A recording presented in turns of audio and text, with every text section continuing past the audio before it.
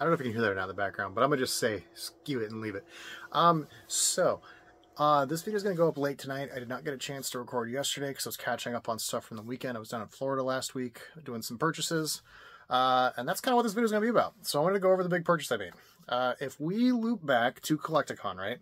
I picked up a case of Evolving Skies for $3,500, a case of Lost Origins, and a case of Silver Tempest for $1,500 for the two, which is a combined total of $5,000. Now, why is this important? Well, you see, I had a fairly large sealed transaction that I was working on. Someone reached out to me on the channel, very nice gentleman, and we were talking back and forth about doing all cash, potentially doing this, doing some trade, mixing back and forth, and I was getting an inventory count on what he had for boxes, right? I'm going to go off of memory here because I don't have a perfect memory, but it was 39 boxes of Modern Horizons 1, 18 War of the Spark, 7 Ikoria, a partial case of Throne of Eldraine, 3 cases of one of the guild sets, a case of Ixalan, and then some Theros boxes were mixed in there. And that was like the bulk of it, right? It was about $15,000 in sealed total. The prices we were juggling around based on fees and shipping and stuff, because like when I purchased sealed, I purchased it like a really specific rate, right? I'm assuming, because like again, I'm not going to assume that like if someone purchases a box from me, that it's going to be 30 boxes purchased, so I'm going to hit maximum EV, my shipping's going to be isolated. So I have to assume that every box is going to be sold individually. And generally for sealed, that is the case. You'll get a couple of 2 sales once in a while. Very rarely you'll get like a 3 or 4 box sale. And then occasionally, like very rarely, you'll get a case. So I had to price it out by the single box, right? So a box Modern Horizons 1 is about $185 a box. By the way, what the hell? Go buy MH1. Jesus. So that means after fees, I'm going to lose 15%. So 185 bucks goes down by 15, about $22, right? So 185 down to 163. I have to then spend about $5.50 to $6 shipping it and materials. So now we go from 163 down to 157. That is like my raw, if I sell it on TCG Player, I make 157 bucks, right? And I did this math for all the booster boxes that were entailed. And then that total, I then took and I said, okay, for this to be truly worth my time, I need to make at least 10 to 15%. And that's where that number came from. It ended up being around 10,000 bucks, I think is what the number settled at. And you're like, oh my God, $15,000. It was like 14.4, 14.5 down to like 10. It's 100 booster boxes. Now keep in mind, that's 100 boxes. That is 100 boxes times $5. So I lose $500 plus in shipping. I lose almost $2,300 in fees. Actually, it's about $2,300 in fees. So now we go from 14.5 to 14. All of a sudden we're at like 11.7. It's kind of terrible. And if I'm going to make 10% on 15 grand, I need to make at least 1,500 bucks on it. So we go from 11.7 down to 10.2.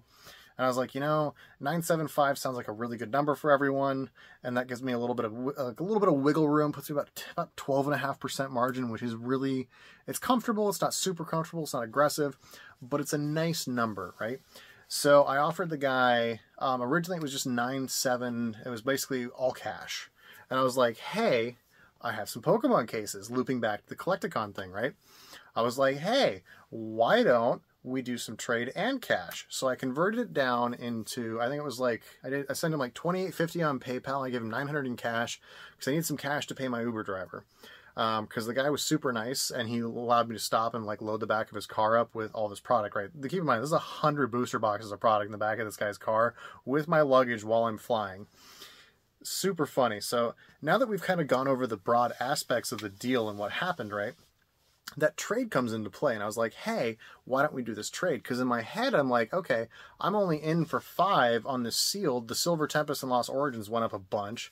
I have like $700-800 in equity in the Evolving Skies. I'm like, do you just want to like do some cash and trade? So we got a nice friendly number. I think I gave him like, it was those 3 cases, a case of Chilling Reign and a case of, or a box of Chilling Reign and a box of Fusion Strike, I think it was. And it put it up just under like 11 grand.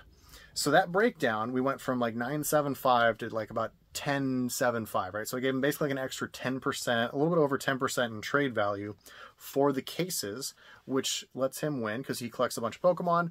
I get to move some sealed at a good premium. I also get to take some capital that I devoted and put into the sealed and put that towards a trade, and I just basically do a double step up, right? So I made money buying the sealed, I made money doing the trade, and it just allows me to roll things a little bit more efficiently, right?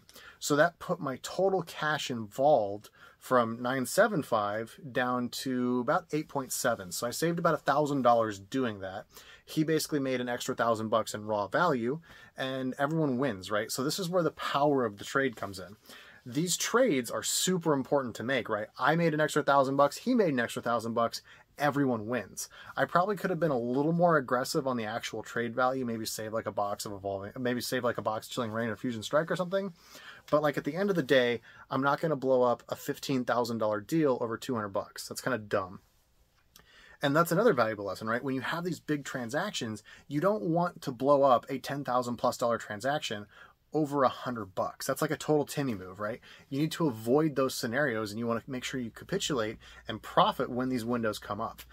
The total expected gain that I expect to make from this sale, right? Continuing to break this down. So the sealed is going to be sold as a mix, right? The Eldraine I'm probably going to open up and add to my singles because I have that as bulk. War of the Spark, I'm probably going to open up as bulk because, again, I have this in my bulk system. I don't mind adding it. I don't have Ikoria. I don't have the guilds, and the Ixalan I do have, but again, there's certain boxes that you have to look at the actual value, and it might be more efficient for you to just sell them as sealed rather than singles. So a chunk of those booster boxes are going to get opened for bulk and singles, and the other chunk is going to get opened for whole box sales, right? The MH1 is 39 boxes. If you look at the total cost basis average, right, across 99 boxes, my total cost after the trade is just shy of, it's about $89 a box, which is amazing. My actual paid value is about like 110, counting like the trade shenanigans and where everything was valued at. So like I could have sold the Evolving Skies and all this other stuff. So let's call it like what it's worth, what I paid in sealed, right? So about $110 a box average. Some of the booster boxes are a total wash. I'll lose 10, 15 bucks on them. Some of them I'll make 10, 15 bucks on. So like those 60 boxes are kind of just like a neutral, like I'll recover like about $6.5 grand out of those total, right? Like somewhere in there, $6 to $6.5 grand. The MH1 is where all my profit is, right? There's 39 boxes of Modern Horizons 1. And let's do the Barney breakdown here again. There's 4 to 5 mythics per box of MH1.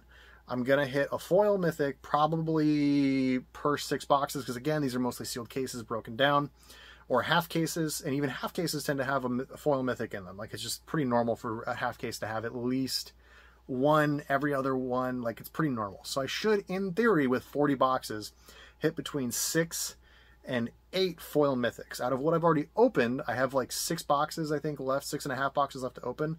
I've opened up, I think, 5 foil mythics, and I should hit 1 more, which puts me right in that range. So we're all kosher there. I should open $36 of Snowlands per box, roughly once fees are paid, yada, yada, yada, etc. Which means I go from $110 a box down to $74 a box. Now, the 5 mythics, and this is why this is important, right? The mythic average, I think, is like, what is it, like 12, it's like 15 bucks, I think. So we go from $76 down to, let's call it $10 average for the mythics after fees, right? So let's take another 50 bucks off. And that's being conservative, 40, 50 bucks. But again, I'm taking off like 33% for fees, which is bananas. So let's go from $76 now down to $26. All of a sudden, I now have 31 rares that are left. I have 31 rares at an average of about $3.50 a piece, because Force of Negation's in here, Force of Vigor, Force of Despair. These forces in here, Prismatic Vista. You have the Sunbaked Canyons, other lands and stuff that are in there, Tranquil something or another, the swamps and other stuff. There's a fair number of rares in here that are worth 5, 10, 20, 30, 50 bucks even. Now, if we take the rares, I have 31 of them times, let's call it, again, because I'm going even math here, 4 bucks average. It's probably a little high, but we're going to be really conservative with the fees here. 30 rares, we'll get rid of 1, eat some of that up. That's $120 to make up 26. I'm not a rocket scientist, but let's call it $76. And all of a sudden, I have made $70 a box times 39, call it 40, $2,800 upswing just on the rares, mythics, and snowlands. I haven't counted my foils. I haven't counted the commons and uncommons. I'm going to get ephemerates in a box. I'm going to get the files. I'm going to get all these uncommons that are in here. Ingenious Infiltrator. A lot of these $1, $2 uncommons, commons, etc. That's going to be another $5 to $10 per box, which is just going to keep giving me more upside. And then all those commons, uncommons, bulk rares, etc. are just going to constantly ooze out. And I'm going to make a total of around $5,000 to $6,000 on those 40 boxes of MH1. And that is being incredibly conservative. I'm making $15 a box on commons and uncommons, which is, again, so benignly easy to do. Like, you're gonna get an Ingenious Infiltrator or one of the other uncommons is worth $1 or $2. You're gonna hit 2 or 3 ephemerates. You're gonna hit 2 or 3 defiles. Right there is like 10 to 15 bucks almost in just that. So yes, I will make $4,000 to $5,000 opening and processing and moving all those MH1 boxes. And that is literally the reason why I did this purchase, because I was like, oh my gosh, that MH1, I've been preaching about this stuff for months. People that have listened have made bananas dollars opening this set. I don't think anyone that has opened it yet has actually lost money. And that's even buying it like retail. Like, I knew some guy, one of the guys said he went and bought boxes at like almost $200 a piece. He paid $200 plus taxes, shipping, and still made money selling the cards out of the boxes. Like, just think about that. Like, this is what I'm talking about. Some of these sets are so badly inverted and no one cares. And it's so funny to me. And I'm like, God damn, like, people are crazy. So anyway, now that we're at the end of this and I've explained the whole deal here and how this went down, let me give you how we did the deal, because this is where it gets funny. So he doesn't want to do the trade unless we can meet in person, right? And I'm like, okay, I mean, where are you at? Turns out he's down in Florida. I'm like, okay, sick. I'm flying down to Florida anyway for some business. Let's meet in person. How far away is, I don't know, random city A from random city B, because I'm not going to spoil addresses where I was and where he is. And he's like, oh, it's a 5-hour drive. And I'm like, hell yes, this sounds like day trippable. And I was like, hey, why don't we meet on a random day next week? I'll come by and meet you somewhere, and Monday through Friday, and we'll call it a day. And he's like, sure. And then I found out I had to fly in a little bit earlier on Sunday. And I was like, hey, why don't we meet Sunday instead? Because that'll be really great. And he's like, I'm totally down for this. And he's like, where do you want to meet? And my genius idea was, let's meet at a Taco Bell parking lot.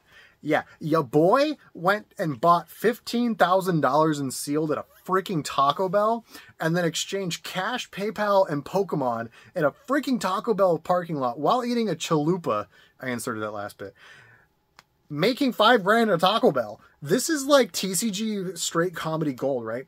And the best part is like in the middle of him and I walking $15,000 of product back and forth between cars, people are driving through ordering Taco Bell to get in the drive-through line, because we picked the best spot, obviously. It was in the drive-through area, right? So like the way the drive-through works, it goes like this. We're like parked on either side of where that curve for like the intercom's over here. So people would drive literally in between us. And to add like just more epitome of awesome to this, the freaking employee at Taco Bell walks out, looks at me, looks at him, and we have like armfuls of fucking magic.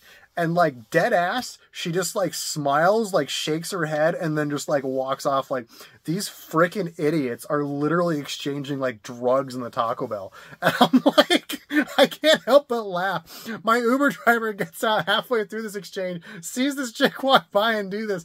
He's watching like, what the hell am I looking at right now? Like, my guy's car went like, boop, boop, boop, boop, boop, boop. It's like, we load like, oh my God. It was 400 or like a little over 250 pounds of magic into the back of this dude's car. And I'm just like laughing hysterically at this entire situation, because like the employees at Taco Bell are dying. I'm laughing because it's hot as hell. I'm laughing at the Taco Bell employee and my Uber driver's reaction. Oh, my little thingy's off. And then to top it off, this whole thing is going down like a literal drug deal in a Taco Bell parking lot. Like, think about how funny this is. There are two dudes handing off obscure brown boxes at a random fast food lot parking lot, not giving a crap about it, handing cash back and forth. Like, look, just think how sus this whole situation is. Like, this is like what I live for doing these deals, right? Like, this shit is so funny to me that I did a $15,000 transaction in a freaking Taco Bell parking lot. The only way that it would have been better, and I didn't think about it until after he'd already driven off and I was heading off to my final destination, as I was like, man, I should have gone in and gotten us tacos and then had my Uber driver record us eating a taco on the back seat of his like car with the hatch up, with us just like towering behind Magic, just eating a taco. Like, how funny would that have been? I'm like, damn it, I missed a golden opportunity here, and I'm like so sad.